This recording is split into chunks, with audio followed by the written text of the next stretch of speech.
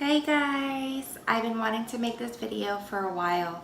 A lot of people ask me questions about my baby in the NICU and what it's like, being a mom in the NICU, having to leave your baby at the hospital and experiencing all that. So in this video, I'm going to talk about what it's like to be a mom in the NICU.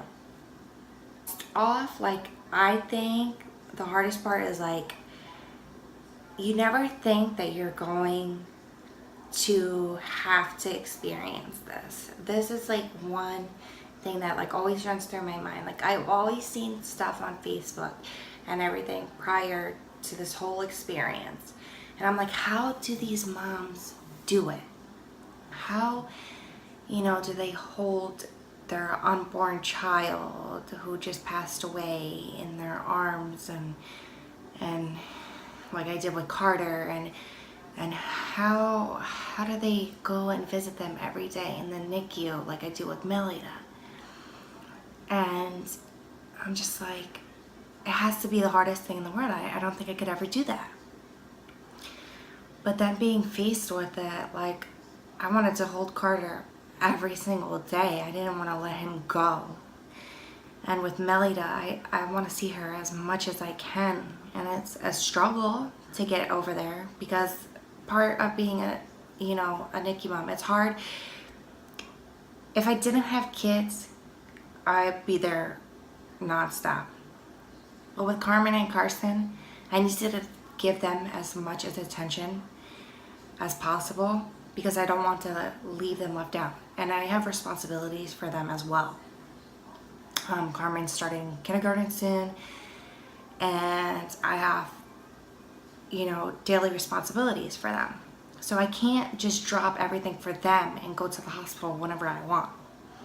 So I had to make arrangements for times when I could go see her, when people can watch my kids. Renzo would like to go with me a lot of times too. So there's a lot of things to work out. And then it's a travel there, because it's 30 minutes to get there. It's not just right around the corner, which I wish it was, because there's a hospital closer to us, but unfortunately she's further away. And then you have to pay $5 each time for parking there. Why they don't validate your ticket, I don't know, because when I went to my doctors there, they would give me something to just not have to pay the $5, but I don't know.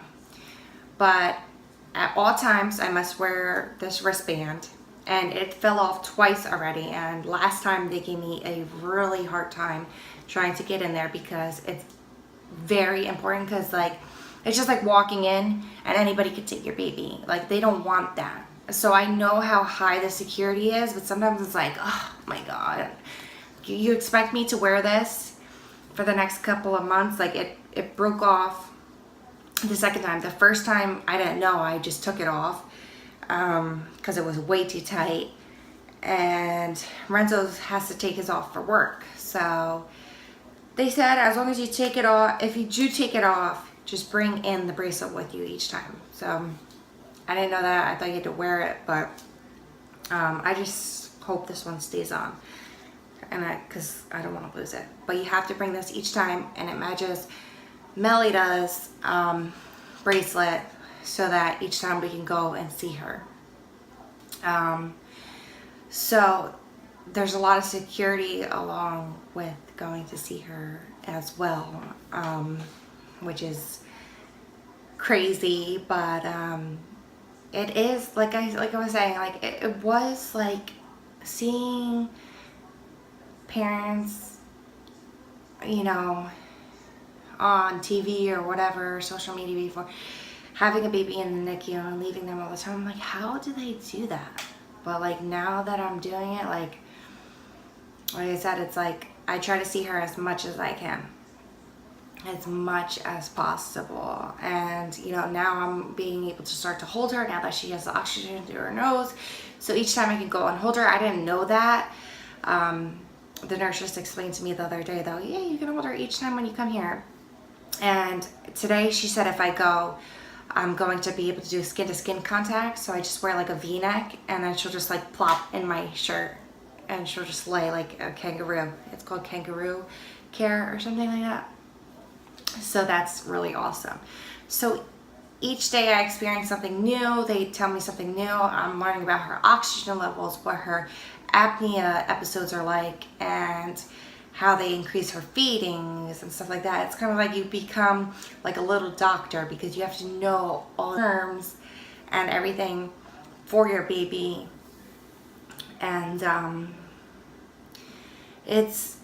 it really is hard to like leave your baby every day. And there's other babies in there that are crying. I mean, my baby Melita does cry, but she has a very tiny cry. But there's like other babies in there, and it's just like just having that like newborn feeling. You want to take your baby home.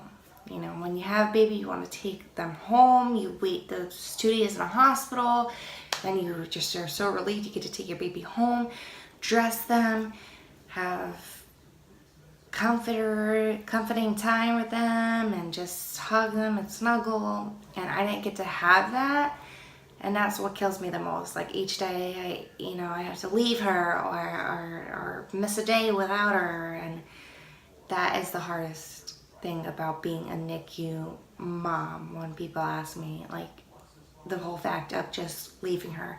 She should be able to come home. They're saying late September, I think, or somewhere in October.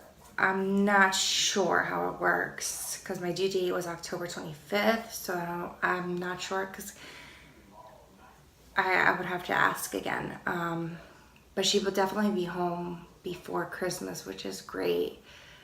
As far as taking a NICU baby home, I don't know what to experience, what kind of struggles we may have to go through or anything. But I'm prepared for anything. You know, this has been such a struggle, like learning new things about her and how to deal with a micro preemie and everything. You definitely like get a teaching lesson, you know, of how to do everything. So like yesterday I was there and they said I could hold her, but she was getting a blood transfusion. So I was like, I don't want to bother her, because she has like a needle in her hand, and I just would rather leave her alone. So we didn't hold her. They just flipped her over. But I do change her diaper. I take her temperature. I brushed her hair for the first time yesterday. It's just those little things that the nurses let you do, is like you're still being a mom as much as you can in the hospital. So that's what it's like, you know. You're still being a mom, but you don't just get to take your baby home. And that's like the suckiest part. But I know she's getting the help she needs in there.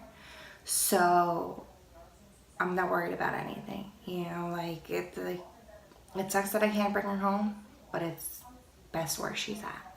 So that's what it's like to have a baby in the NICU. I hope I could help anyone who's also experiencing the same thing, or just had any questions, and I hope I answered those questions. And thank you guys for watching as always. Bye guys.